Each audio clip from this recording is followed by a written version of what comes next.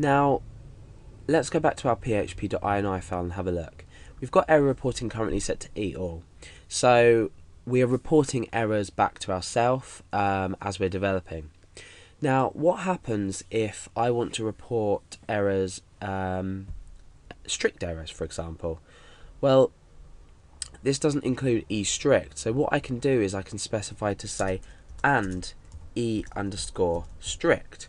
Now what this is going to do is it's going to incorporate strict errors. So what we're talking about is code that might run, but let's have a look at the definition. It might run, but it's runtime notices enable PHP suggest changes to your code which will ensure the best interoperability and forward compatibility of your code.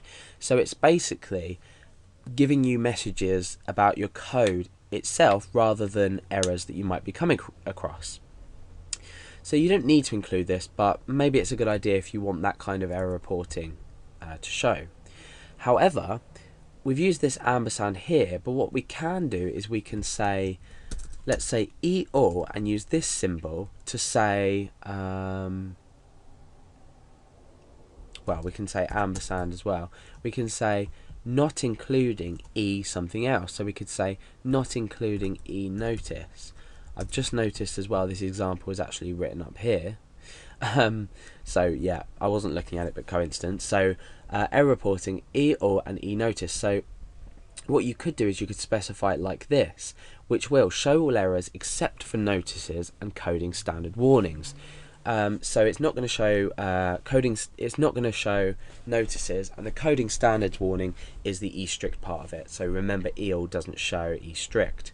Now, if you wanted to show code standard warnings, so coding standard warnings, sorry, you could just do this. So you've got e-strict here. So it's up to you what level of output you want. You can mess around with this, and once you've got your application maybe built a bit bigger, you can turn this on, have a look. I mean, and keep it on anyway, but it's a good idea to fiddle around and see what you can come out with on this. Especially if you're getting a blank page, you can change this to say just E-all. So when you finish developing on your web server, you should probably always turn this off.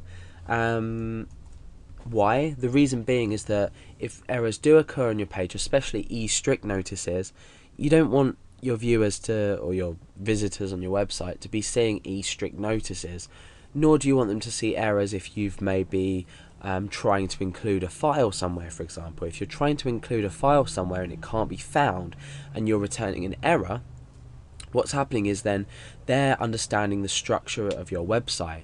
So for security reasons, it's probably best to turn error reporting to 0 either on your local or web server when you release this to the public. So if you say have paid hosting, you might not be able to get access to php.ini. However, you can use a couple of functions to change values, and that's what I'm going to go over just now. So what happens if we want to dynamically update this value inside PHP? Now let's close php.ini and we'll have a look inside here. So what we can actually do is let's get rid of the outside content as well. What we can actually do is we can specify error reporting either like this. So we can say error reporting 0. I don't think it's working on my installation at the moment. Yeah, let's just get rid of that, see what happens. Yeah, okay, so error reporting 0. You can then change it to say E-all, and then refresh the page, and you can see, oh no, we're not getting that back. Maybe we could. No, okay, so it's not working on my installation just yet.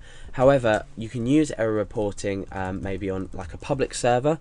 You can also use things like ini set is a great function to update values in your php.ini. So we can say ini set error reporting E-all. So then, I don't think this is going to work either for my installation, no. But the idea of this is that you are dynamically setting your ini file, or you're just using the error reporting function on its own to change these values. I think with the ionized set you don't need to include these, so it's just like that, regardless of whether it still works on mine. No, it doesn't. So that's a bit about error reporting and how you can either produce errors or hide errors from either yourself or the public, and a bit of information about why you should turn it off, as well as some examples of setting this up on the fly.